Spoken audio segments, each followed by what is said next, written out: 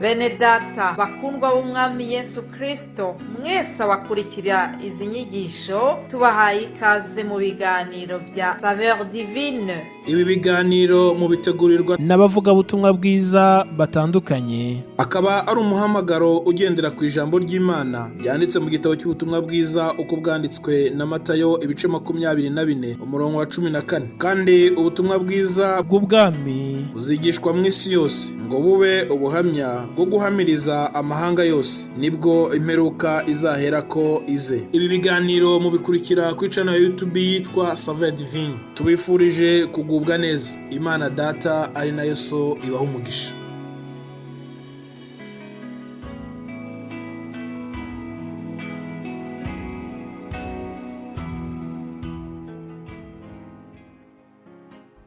Imana y'amahoro, Imana ya Aburahamu, Isaka na Yakobo, ihabwa icubahiro kandi ishigwe hejuru kuri uno munsi, kuko twongeye kubona igitangaza gikomeye cyo kongera umunsi wo kubaho. Nishimwe rikomeye mu izina rya Yesu Kristo umunyanazareti.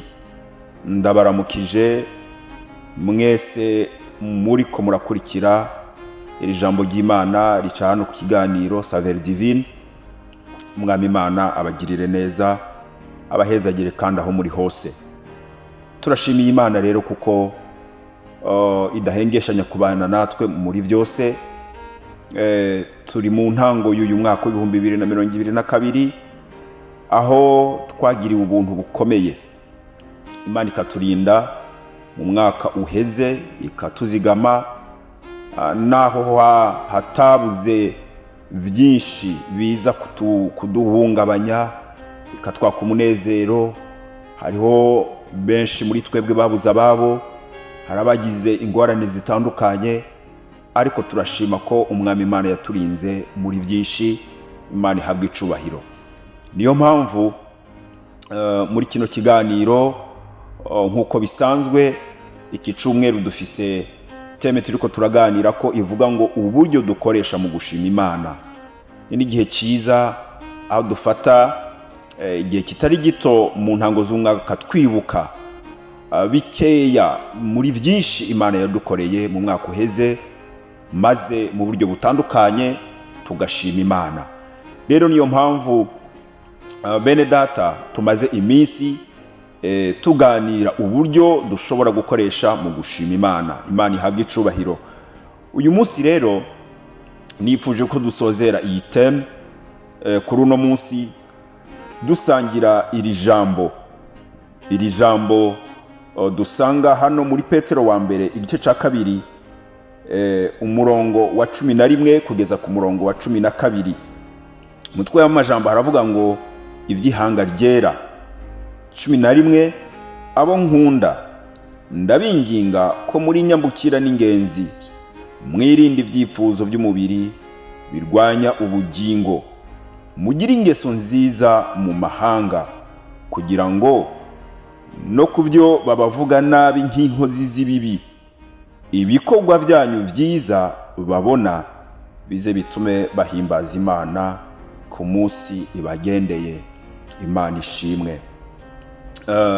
Nkuko nabivuze kuva ku munsi wa mbere bice mu bakozi b'Imana batandukanye twarabiye hamwe ingene dushobora gushima Imana, haba mu isengesho, haba mu gukora mu butunzi Imana yaduhaye, gutanga ishimwe biciye mu butunzi Imana yaduhezagije, haba mu buryo bwo gusenga tuvuga twatura, naho nyene dushobora gushima Imana. Hari no gushima Imana dushobora gukoresha biciye mu ndirimbo, kuririmbira Imana, kuvugiriza Imana inanga, ibifise imirya byose tukabikoresha, tukavuza ingoma, udushaka tw'ingoma kugira ngo dushime Imana ku byo yadukoreye. Imana ishimwe. Uyu munsi rero nifuje ko turabira hamwe ingene dushobora gushima Imana mu ngeso zacu. Haleluya. Ingeso zacu, inyifato yacu, ingene tubayeho mu bantu, turashobora kubishimisha Imana, Imana ikanezerwa. Twibukiranye ko dushima Imana kugira ngo Imana iri mu ijuru inezerwe. Haleluya. Igituma tubumbura akanwa kacu ngo dushime ni ukugira ngo umuremyi wacu atunezerererwe. Twebwe turi abana b'abantu, iyo ababyeyi umwana ugize icyo umuha yagisabye atagisabye, ariko iyo ahindukiye akakubwira ngo urakoze mama, urakoze papa, binezereza umutima w'umubyeyi. Twebwe turi babi turanezerezwa n'iyo abana bacu bashimye ku byo tubahaye. None data wo mu ijuru ko ari mwiza, ko agororoka, ko yera, we yonezerwa bingana gute iyo abonye abana biwe ari twebwe, iyo tugarutse tukamushima, mu gihe twaje imbere yiwe tumutakambira, dutaka tugowe tukamwitura imbere maze nawe akadutabara. Iyo tugarutse tumushima, Imana iranezerwa iri mu ijuru. Rero iri jambo dusoma Pawulo, Petero avuga ku by'ihanga ryera. Aravuga ngo abo nkunda ndabinginga ngo mumenye ko muri nyambukira, muri ngenzi mu isi, isi si yanyu, ngo mwirinde ibyifuzo by'ubu bugingo, ngo mugire ingeso nziza mu mahanga. Imana ishimwe. Iyi si turimwo, igihugu ubamwo, komine ubamwo, igisagara ubamwo, ukwiye kumenya ko uri ingenzi. Haleluya. Uri umuturiste, uri kurahaca urengana, aho ukora mu kazi, aho wirigwa, aho Imana yaguhezagije kugira ngo umare umunsi wawe, menya ko uri ingenzi. Imana ishimwe. Ijambo ry'Imana ritubwiye ngo Imana iranezerwa iyo tugize ingeso nziza, inyifato nziza. Iyo abantu batwitegereza, imvugo zacu zikaba zibuzwa umunyu. Iyo batuganiriza, iyo batubaza, tukabishyurana ubugwaneza, uguca bugufi n'umutima uciye bugufi.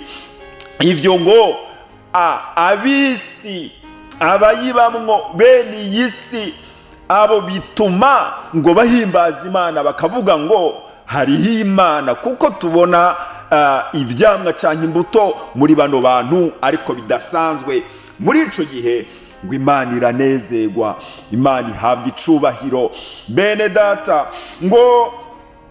ngo ibikorwa byanyu byiza babona bize bitume bahimbaza Imana ku munsi bagendeye. Haleluya.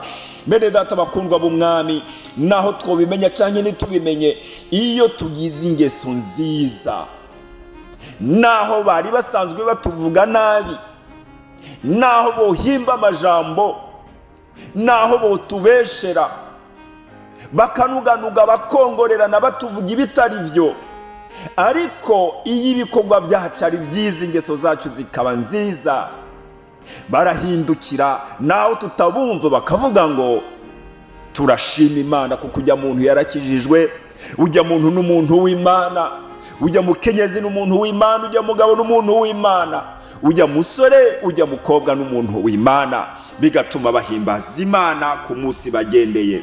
Imana ishimwe.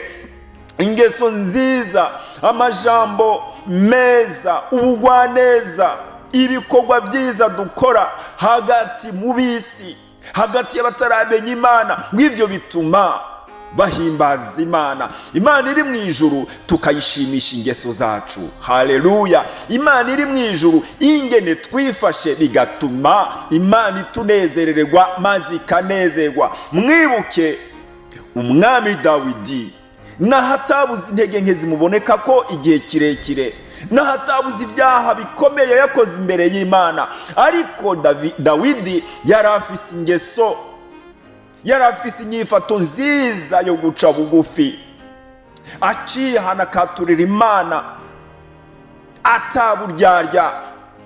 Dawidi agaca bugufi akavuga ngo Mana naragucumiye, ko ntibyamutera isoni Dawidi yo kumenya intege nke ziwe no kwatura ibyaha, bigatuma aca bugufi. Dawidi ageze guhimbaza Imana, yaratamba, agatarika, akishima, akanezerwa. Dawidi yagira ubuntu bwinshi, Dawidi akagira urukundo, bituma Imana imwitegereza iri mu ijuru, iravuga ngo mbonye umuntu umutima wanje unezererwa. Haleluya. Bene data bakundwa b'umwami wacu Yesu Kristo, reka mu gukora ibyiza dushimisha Imana mu ngeso nziza, mu guca bugufi, mu kwihana, mu gukizwa no kuba abatunganye. Imana ibaha umugisha. Ndabipfurije weekend nziza bene data, tuba abanyangeso nziza, bitume n'abataramenya Imana bahimbaza Imana, maze Imana inezerwe. Imana ibahezagire mu izina rya Yesu Kristo. Amen.